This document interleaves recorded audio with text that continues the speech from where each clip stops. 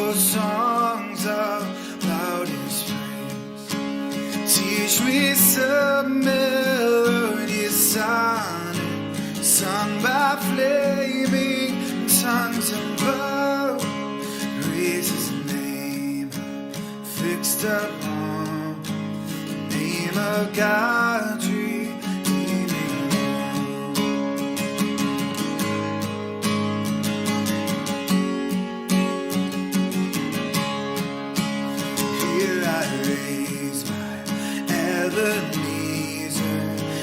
By thy great help I've come, and I hope thy good pleasure safely to arrive at home. Jesus saw me when a stranger, wandering from the fold of God.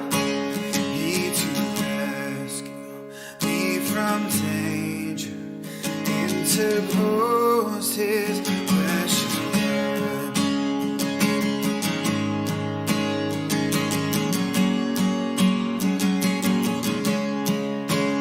Oh, to grace, how great a debtor daily I'm constrained to be. Let thy goodness like a feather bind my wandering heart to thee. Prone to wander, Lord, I feel it. Prone to leave the God I love. Here's my heart, take and seal it for thy courts above. Isang mapagpalang umaga po sa inyong lahat sa ngalan po ng ating Panginoong Hesukristo. At isang napakagandang pagkakataong muli ang ipinagkaloob sa atin ng Panginoon para mag-aral at makapakinig ng kanyang mga salita. Kaya tayo po ay sandaling manalangin. O aming amang makapangyarihan sa lahat, maraming salamat sa napakagandang umagang ito na kami ay iyong pinagpala. Maraming salamat, Panginoon, sa buhay at kalakasan at taglay ng bawat isa. Ang mga anak mong Panginoon na patuloy na kasama namin sa ganitong gawain. Dakilang Diyos, lalo mo silang patatagin. At nawa, Panginoon, sa pag-aaral ng ng iyong mga salita, lalo kami, O Panginoon, magkaroon ng pananabik. Sapagkat alam namin na ang mga salita mong ito ang siyang magpapalakas sa buhay ng bawat isa sa amin. Samahan mo kami, Panginoon, sa umagang ito at buksan ang aming puso't isipan at ipaunawa mo sa amin ang tunay na mensahe na aming mapapakinggan sa umagang ito. Ito po ang aking samot dalangin sa pangalan ni Jesus. Amen. Ang atin pong aralin sa umagang ito ay matatagpuan sa Aklat ng Mga Awit, Kabanatang 27, talatang 1 hanggang 5. At akin pong babasahin ang unang talata, ang verse 1, na siya pong nagrema po sa akin. Ito po yung ating key verse, na ganito po ang ating mababasa. Sa wikang Ingles, "The Lord is my light and my salvation. I will fear no one. The Lord protect me from all danger. I will never be afraid.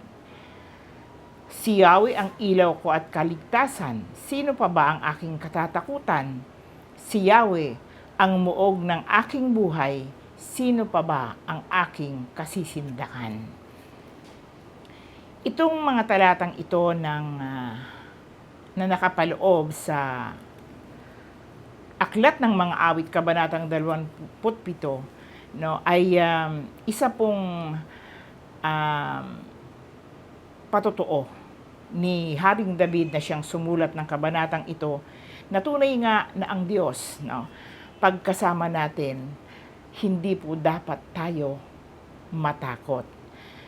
Si Yahweh po ang kanyang kinikilala at ibinibigay niya ang pinakamataas na paburit pasasalamat sa ating Panginoon, sapagkat sa simula't simula pa ay naranasan na ni David ang pagkilos ng Diyos sa kaniyang buhay.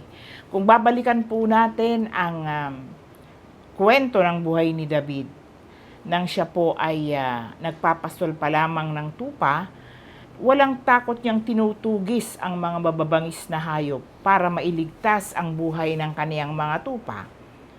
Ang kanyang pakikipaglaban kay Goliath, walang takot niyang hinarap kahit siya ay maliit lamang at higante ang kaniyang kalaban. Noong po siyang naging hari, nakipagdigma siya sa maraming pagkakataon at hindi siya pinabayaan ng Diyos. Siya ay laging nagtatagumpay sa labanan dahil sa pinapatnubayan siya ng Diyos at binibigyan siya ng lakas at lagi siyang inililigtas sa kapahamakan. Sa kanyang palagi ang pagwawagi sa labanan, kanyang inaalala, at pinahahalagahan ang patuloy na pagkilos ng Diyos sa kanyang buhay. Kaya't pinapupurihan at pinasasalamatan niya ang Diyos dahil alam niya na sa kanyang sarili, hindi niya kayang pagtagumpayan ang lahat ng kanyang ginagawang pakikipaglaban. Ito ay dahil sa kapangyarihan ng Diyos na kaniyang pinaniniwalaan. Sa susunod na talata, sinabi po diyan na siya'y laging panatag, Panatag ang kanyang kalooban sapagkat kasama niya ang Diyos, ang nagsisilbing ilaw na siyang nagliligtas at magbibigay sa kanya ng kalakasan para magwagi or magtagumpay sa labanan. Sa atin pong buhay, maraming pagkakataon na tayo'y humaharap sa labanan.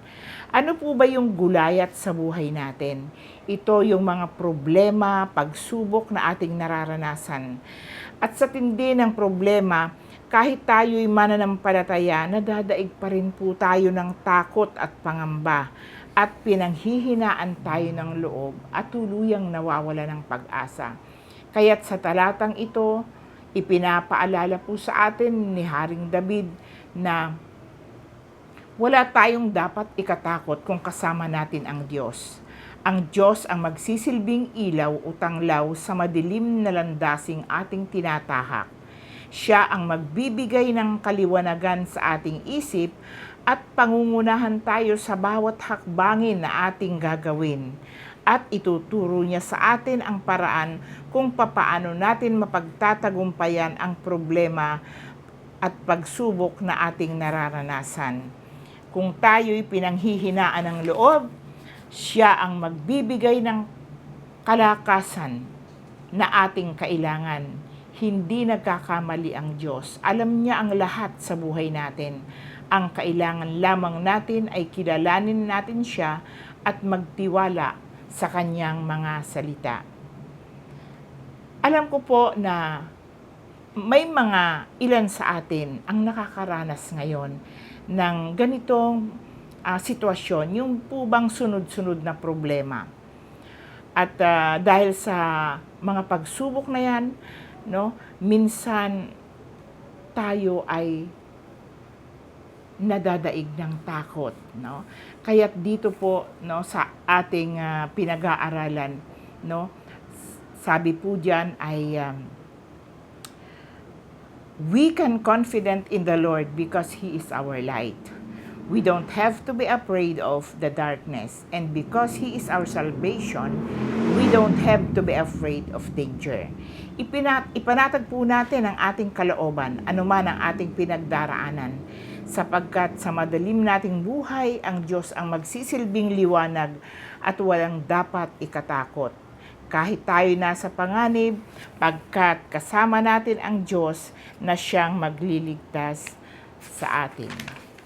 Lumapit tayo sa Kanya at ating hilingin sa Panginoon na naway maranasan natin ang Kaniyang kapangyarihan at pakikipisa ng banal na Espiritu upang harapin natin ang mga hamon ng buhay na may taglay na lakas at pag-asang ito'y ating mapagtatagumpayan. Tayo po ay manalangin. Ama Diyos na makapangyarihan sa lahat, Maraming salamat po sapagkat binibigyan niyo kami ng pagkakataon na laging mapagbulay-bulayan ang iyong mga salita. Tunay nga na ikaw lamang ang aming maaasahan sa lahat ng pagkakataon ng aming buhay, lalo na sa aming pagharap sa napakaraming problema at pagsubok. Ikaw ang sisilbing ilaw at tanglaw sa aming landasin, ang siyang magliligtas sa amin sa anumang kapahamakan at magbibigay ng kalakasan para kami ay magtagumpay sa pakikipaglaban.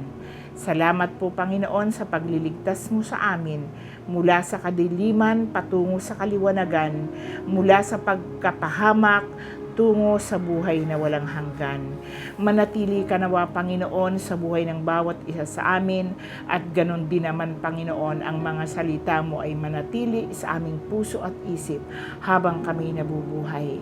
Hayaan mo Panginoon na sa bawat sandali ng aming buhay, ikaw ang aming unahin at nawa Panginoon bigyan mo kami ng sapat na kaalaman at lagi pong ipaunawa niyo sa amin at ipaalala na meron kaming Diyos na aming pwedeng lapitan sa lahat ng sandali ng aming buhay.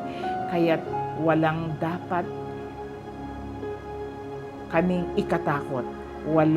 Hindi dapat manaig sa amin o Panginoon ang takot at pangamba sapagkat alam namin na meron kaming Diyos na makapangyarihan sa lahat, na siyang makagagawa ng lahat ng bagay. At alam namin, Panginoon, na mahal mo kami at hindi mo kami pababayaan. Kaya't sa umagang ito, Panginoon, hipuin mo ang puso ng bawat isa sa amin, na sana, Panginoon, ay manatili kami sa gawain ng paglilingkod at lalo naming palalimin ang aming pananampalataya at relasyon sa iyo upang lalo ka naming mahalin. Dakilang Diyos, ang lahat ng ito'y aming isinasamot idinadalangin sa pangalan ni Jesus na aming tagapagligtas. Amen.